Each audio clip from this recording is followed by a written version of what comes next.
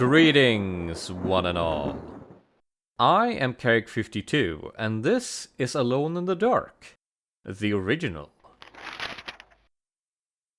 Coming from Sweet Home, this is of course the next step in the survival horror genre. It's a game that's a lot more well known and that many have seen, but I feel like these days it's something very few have played, at least more than 5 minutes. I have, and it's a weird one, but very fun, so I thought I'd share it with you. And as you can see, they're openly thanking H.P. Lovecraft in the opening text crawl here, so you can probably guess what the story is going to revolve around. But even in the grand scheme of Lovecraftian games, it's kind of its own thing, and I appreciate that. So, we actually have an open choice of protagonists here, Emily Hartwood and Edward Carnby. I will be playing as Edward because he is a lot more iconic, and because Emily's face kind of scares me. Her introduction also has some nice little details to it that are more fit to a bonus episode I'm planning to do later. On my door, a dull brass plate says Private Detective. The few friends I have call me Carnby. The others call me the Reptile. I don't care to think what my banker calls me. These days, I leave my letters unopened.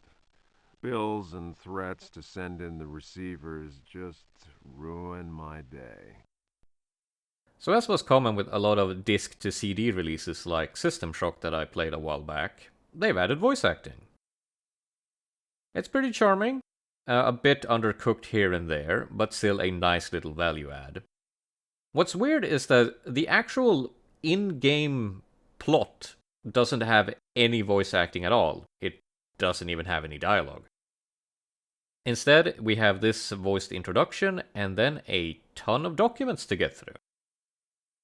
When an antique dealer called Gloria Allen contacted me, I slipped into my best shirt, holstered my .38, and got to her shop as fast as I could.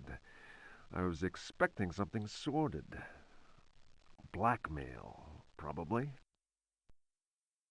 The private detective trope is always fun. I can't really say no to it anytime it shows up. Boy, was I wrong. What I was asked to do was visit a property called Derceto and find a piano in the loft. Hey, easy money. It was an old piano with secret drawers. The kind people who buy stuff in antique stores go crazy over. The Derceto house is supposed to be piled high with classy junk. Furniture, books, paintings. It looked like whoever owned Derceto was about to get cleaned out. I do so love how dismissive he is of the art of painting, especially since the head of the Derceto household does paint stuff, if I remember things correctly. I was going to bring up the subject of money when Gloria Allen handed me $150 and a key. I kept myself from grinning at the thought of my banker's surprise. He doesn't like his victims getting away. Just to be nice, here is how much $150 is in today's money, just for reference. I looked over a copy of the police report. The former owner of Derceto, a guy called J. Hartwood, had hanged himself in the loft. The coroner concluded it was a clear-cut case of suicide. I promised Gloria Allen I'd give the place a look over. So, when you remember the gaming landscape of '92, this is a very morose opening. My report will be ready in a couple of days. I've been reading up on the history of the old house. It's the kind of place ghosts run away from in terror. Grisly murders, curses, lunacy. Luckily, devil worship makes me smile, so this is my idea of a paid vacation. Whatever floats your tortilla, my man. Welcome to the 3D world of Louisiana. So the pioneering thing of Alone in the Dark is of course its static camera angles, something which may seem a bit familiar to enjoyers of the survival horror genre. And it is rough, and it could be a lot better. But if you manage to turn yourself back to the time, you realize just how cool this game is.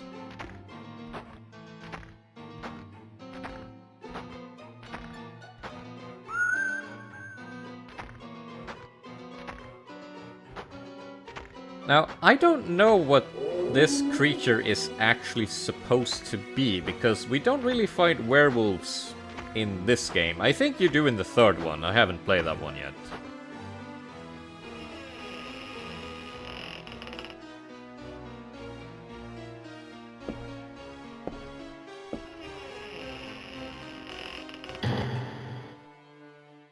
That probably wasn't important. So we get a nice little overview of the mansion, and it isn't actually that big, and this game is very short if you know what to do. If you don't, it's probably gonna take you a few more extra hours, but I've beaten it twice now, so I should know what to do.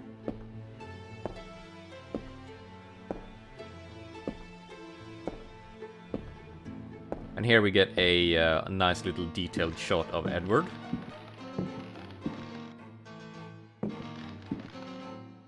I'm not sure if it's the alcohol or if he's just running on low sleep. But he doesn't look well.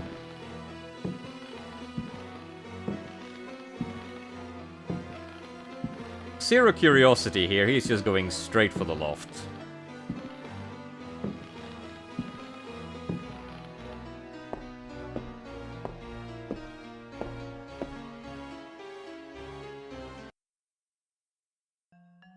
And game.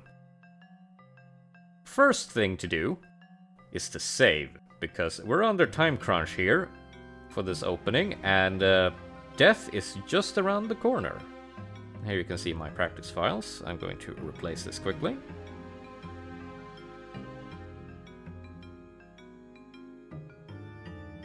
There we go. So, we have tank controls. Everybody's favorite control scheme. I can go forward, I can go back, I can ignore the evil creature, I can pick up this lamp. Let's hit up that inventory. So, we have 20 hit points in the lower left there, and I have some options, and I have a lamp, which I can reload. It kind of makes sense. Almost. We can fight, we can open and search things, we can close things, and we can push things. So if I go into fight here, and hold space, he enters the fighting stance. I can hit left, I can hit right, up, and down. And oh boy, zombie chicken! So if I tap forward, I can run. And I'm going to need the little thing in here. A rifle. And if you see me do this awkward thing all the time, it is because the tap to run mechanic is very, very unreliable. Yeah! Come here, little chicken.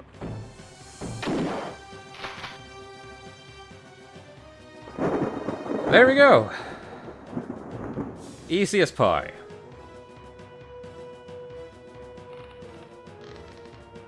So yeah, they throw you to the almost literal wolves. in the opening hour here, and the zombie chicken is one of the scarier things in the game. Oh, hello. But then we have the levitating zombie, or a ghoul, or whatever. These things are slow, but nasty.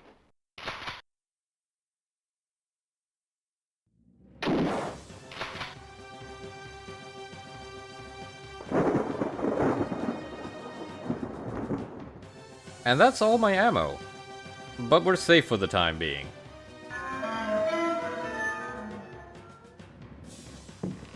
So let's explore this piano quickly. Nothing except a letter.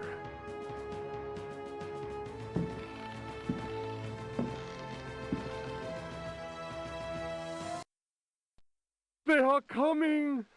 I have freed hellish forces, and now the price must be paid. Derceto is the prey of evil.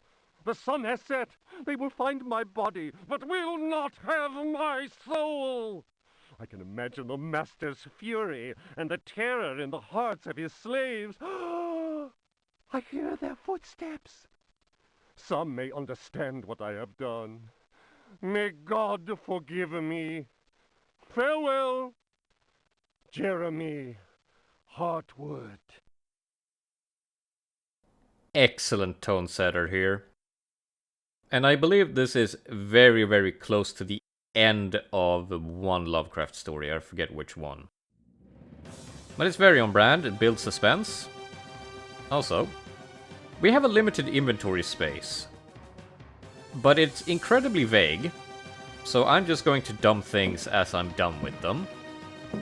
Both for actual space and also just so I don't clog up the list and have to scroll through it a bunch.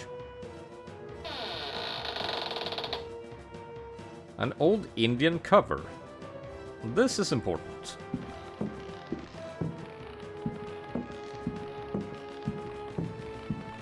And this also happens sometimes. That is a bit of a sin with tank control games, is getting stuck on geometry. I think at some point the genre sort of solves that problem, but not on the first attempt. So I'm gonna put a pin in that book and save it a little bit for later, because it's not relevant right this second.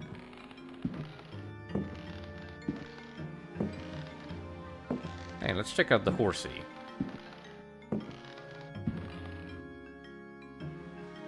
Excellent. Very fun.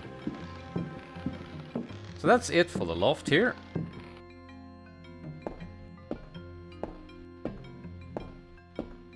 Time for the third floor.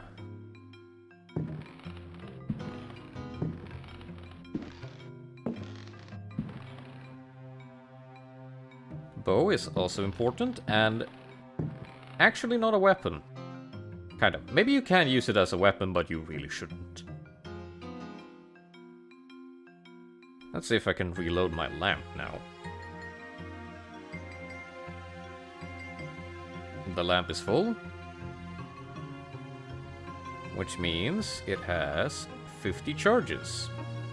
There are only 2 oil cans in the entire game, if I remember correctly. And you do need light. So if you run out, you're kind of host.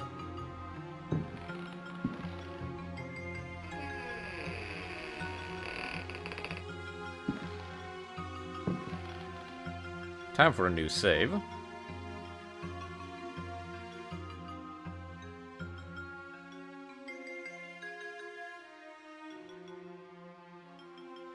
There we go.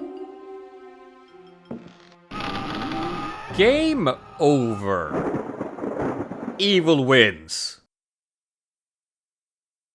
So this is a bit of a pattern in this game, is that general combat isn't actually that bad. There is very little of it, in fact. But good God, are there a lot of traps that will just end you. So I will be showing them off and then swiftly avoid them. Also, a weird thing. you kind of have physics on certain items, which is just weird. I mean, it's technically not physics in the modern sense, but it's something.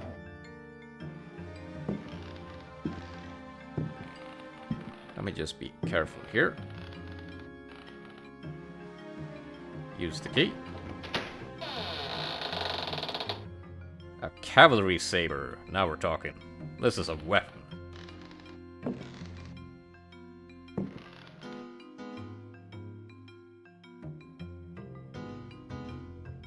Oh. And we can actually drop things wherever we want, as long as there is physical space, and you can pile items on top of each other too. Equip this. Oh yeah, I can show off the moveset too. So, battle stance. Left. Right. Up. Down. And I think this is sort of a parry, which would only have a single use in the game. I tried to parry the thing I think they want you to use it on, but it didn't really work out. But again, combat is very undercooked here. Oh shit! Some bimbo. Some bambo. Have at thee. Got you in the shins. I know this is... Aww. Well, so much for having fun with a sword. Oh well.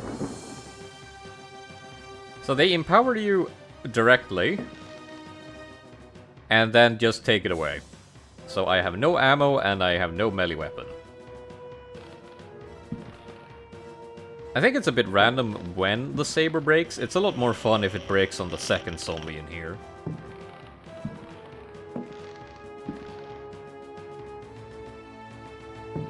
Nothing? Nothing.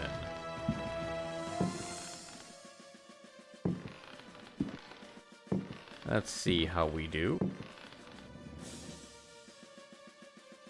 Nothing there.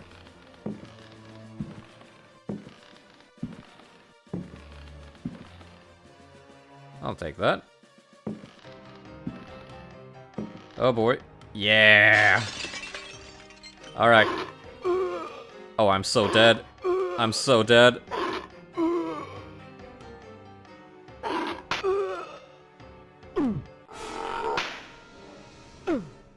Put him up! Put him up! Die!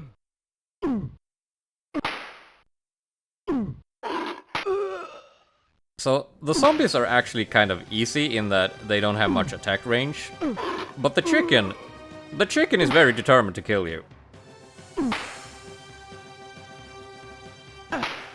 Yeah! Kick him! Oh, I love that this is what we're doing. I don't like that I'm probably about to die, but this is very fun.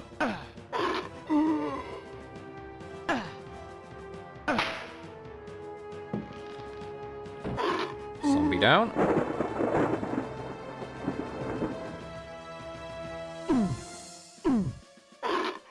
Come on, you piece of shit. Die! Yeah! I win!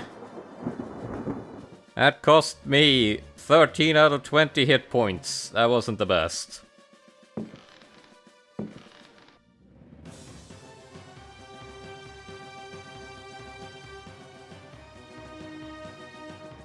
This is locked. Nothing important here. Am I misremembering, or is there supposed to be ammo around here? Maybe the ammo comes later, actually. And I just got very, very unlucky with the saber breaking. Anyway, time to throw this.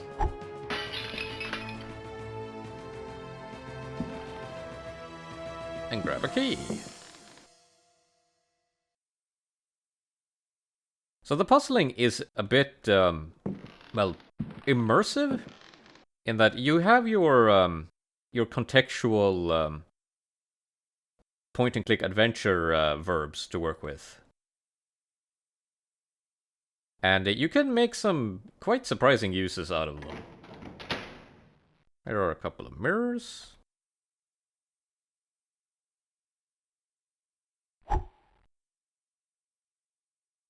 Yeah, throwing doesn't work as well as you would want because it gets hit with collision on the walls pretty easily. And we don't fall down there. Let's save again. And check in here. Good room this. Probably the best one in the game. We have a first aid case.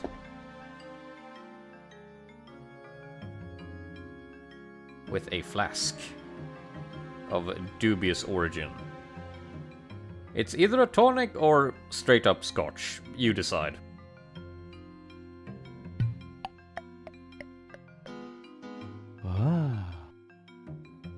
So fun fact, that was one of 3 healing items in the game, I believe. And it gave us 10 hit points. You don't actually have a effective max, so if you have 20 hit points here, somehow, you can go up to 30. So no use in saving these, you drink them as soon as you find them.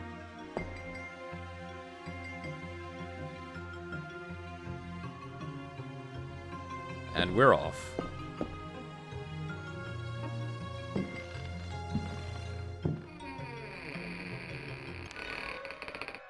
And then we say hello to some fucking Nightgaunts. Straight up, Nightgaunts. Let me show you why you don't mess with Nightgaunts.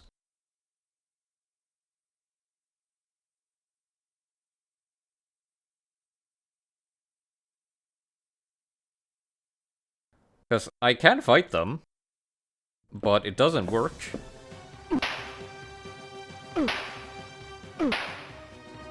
So they're bleeding.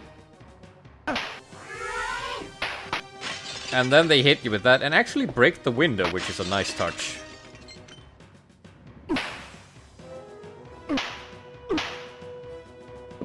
I just want this thing to kill me now. Come on.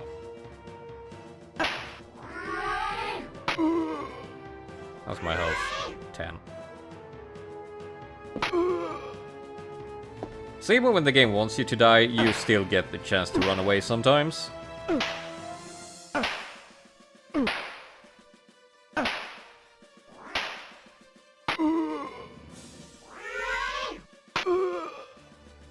Yep, it's time.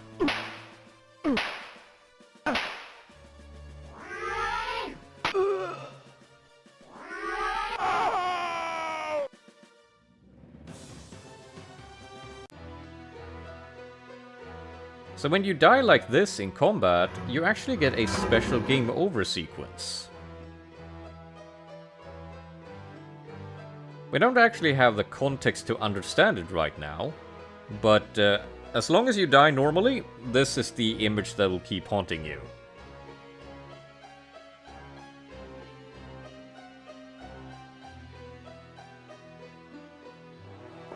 Not a good time, and then evil wins. Again. But we have a secret tool.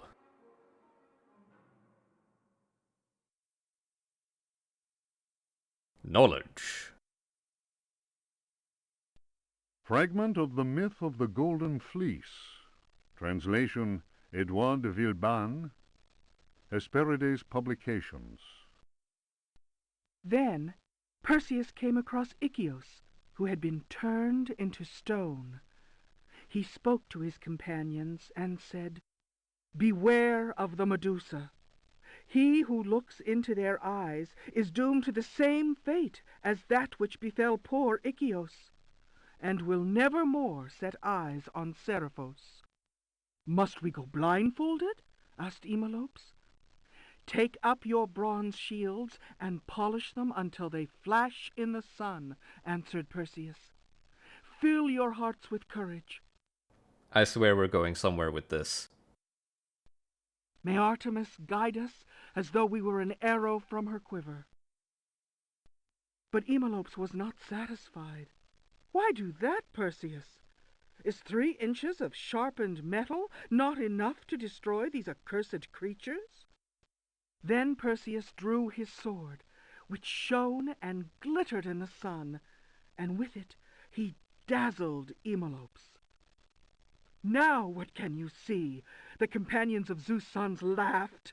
"Let us set to work, so that our shields may shine like mirrors." And that's our clue. We have some monsters and we have some shields in the form of some head mirrors.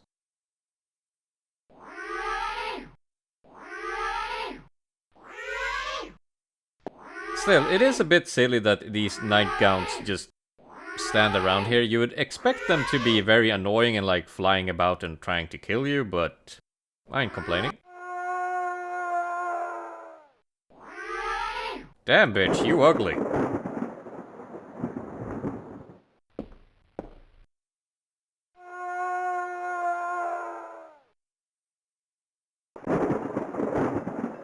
And done. First roadblock defeated, and now we have the entire mansion to play around in.